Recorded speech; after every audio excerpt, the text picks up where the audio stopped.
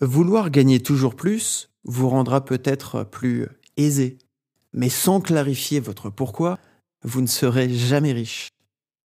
Vouloir être célèbre vous rendra peut-être connu, mais sans clarifier votre pourquoi, vous ne serez jamais reconnu. Vouloir obtenir plus de pouvoir vous rendra peut-être plus influent, mais sans clarifier votre pourquoi, vous ne serez jamais respecté. Si ces phrases vous parlent, si elles résonnent en vous, c'est que vous faites partie de cette minorité puissante qui a conscience de ces nuances. Vous avez en vous cette énergie et cette intelligence d'aller chercher au-delà des conventions et des injonctions. C'est que vous avez soif de comprendre ce qui fait de vous des personnes uniques. Dans ce podcast, je vais vous aider à définir et à faire les premiers pas sur le chemin de votre pourquoi. Précédemment, je vous ai présenté mon concept de boussole professionnelle qui a pour objectif de vous aider à clarifier et écrire votre propre quête de sens. L'idée étant de vous permettre d'incarner pleinement votre raison d'être, en respectant vos aspirations profondes et les réalités de votre quotidien. Ce que je vous propose, ce n'est pas quelque chose de totalement perché, mais de très intérieur, de très personnel, et dont l'objectif est de faire en sorte qu'il soit actionnable, qu'il ait du sens au quotidien, pour vous aider à vous sentir épanoui dans votre vie, aux côtés des autres, et aussi avec eux.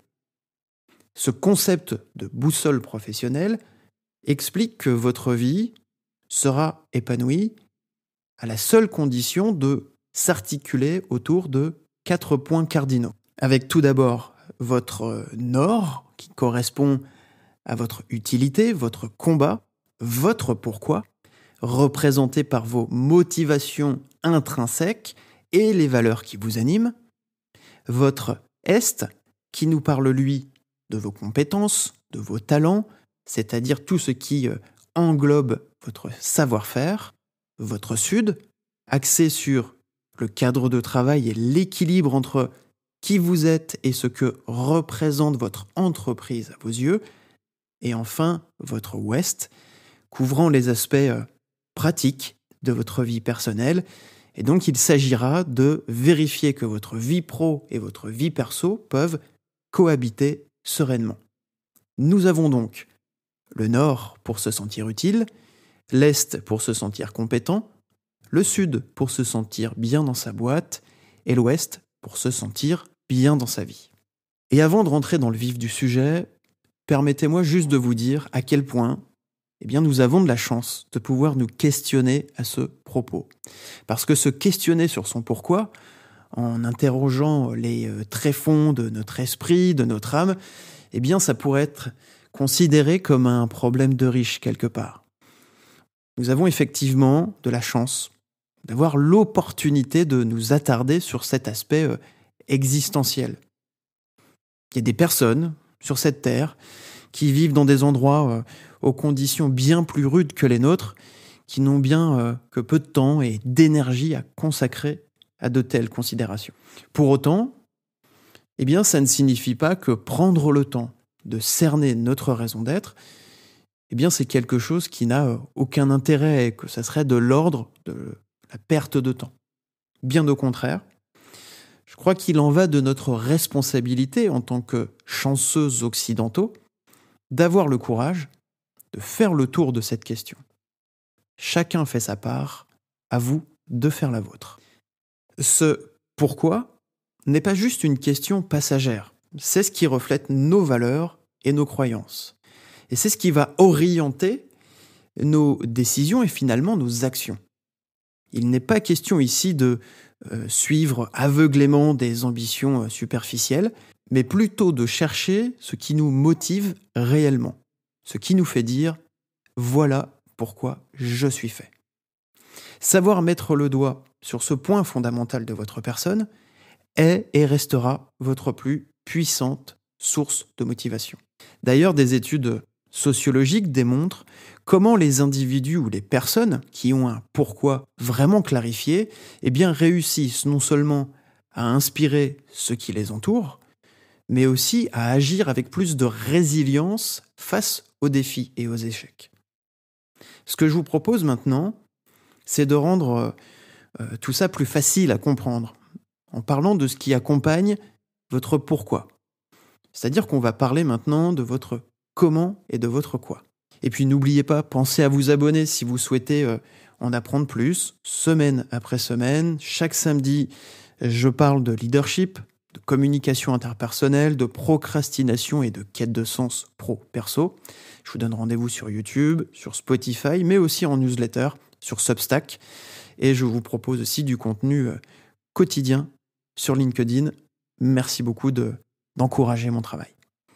Revenons-en à nos pourquoi, comment et quoi. Pour vous aider à mieux comprendre le pourquoi, parlons donc du comment et du quoi, en prenant ici un exemple très concret. Parlons d'un artiste peintre. Son quoi, il est facile à identifier, il peint, il produit des tableaux. Son comment, eh bien cela nous parle de sa technique, de son style. Son pourquoi, c'est là où réside sa véritable essence. Pourquoi peint-il vraiment ? Peut-être qu'il peint pour provoquer une émotion, pour communiquer une certaine vision du monde, ou alors pour explorer les profondeurs de l'âme humaine. Le quoi est donc le résultat de processus qui se trouvent dans le comment. Ces processus qui prennent eux-mêmes naissance dans votre raison d'être, c'est-à-dire votre pourquoi. Comprendre cette distinction est essentiel pour vous sentir heureux dans votre vie et dans votre job. Parce que beaucoup savent ce qu'ils font. Certains savent comment ils le font, mais très peu saisissent pourquoi ils le font. Ceux qui atteignent cette compréhension ont vraiment une longueur d'avance. Ils sont capables de donner un sens à leur travail, d'inspirer les autres et de trouver une satisfaction plus profonde dans leur réalisation. Pour vous aider à clarifier ces 3 niveaux, je vous invite à noter ces 3 grandes questions et à prendre le temps d'y répondre. Pourquoi je fais ce que je fais ? Comment je fais ce que je fais ? Et à quoi je donne corps concrètement ? Pourquoi je fais ce que je fais ? Comment je fais ce que je fais ? Et à quoi je donne corps concrètement ?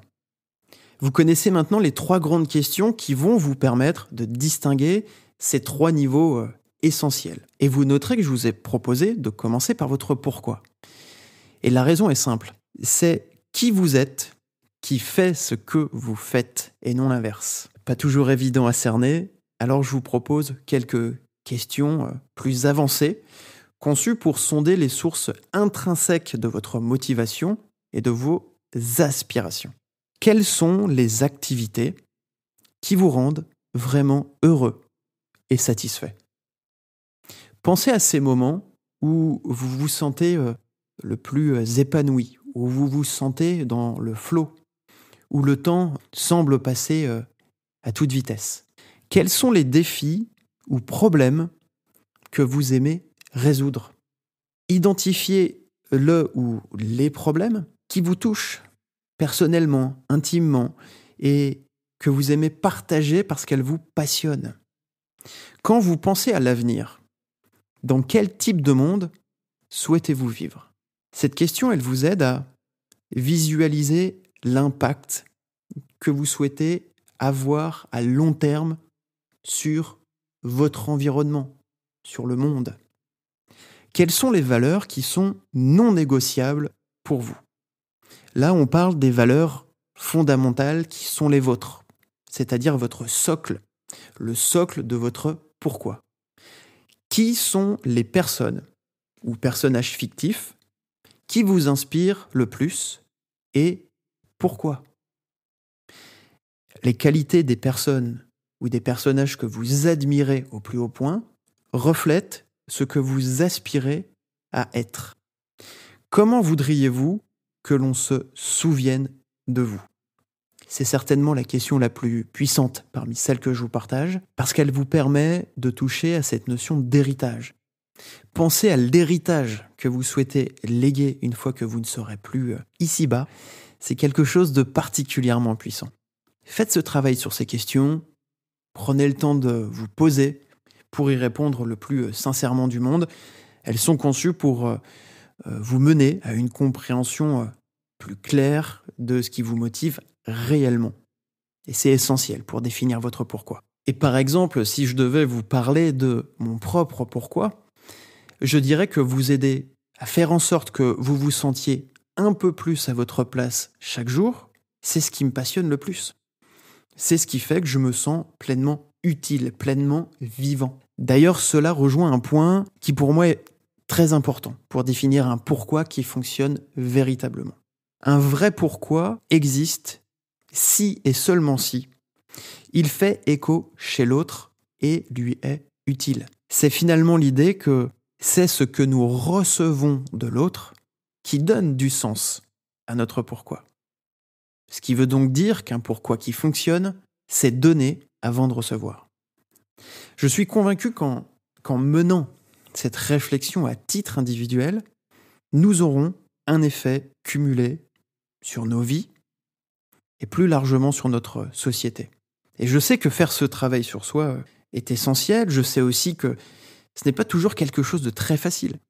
On peut se sentir perdu, avoir le sentiment parfois de tourner en rond, ou même avoir envie d'abandonner face à la complexité de nos propres aspirations, de nos doutes aussi.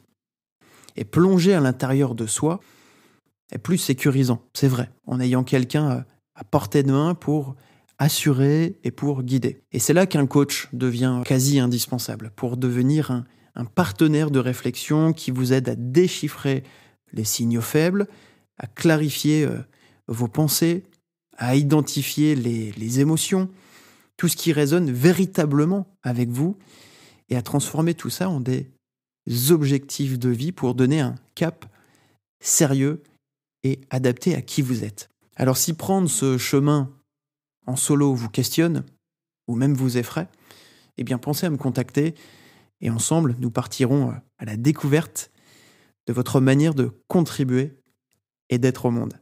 À bientôt.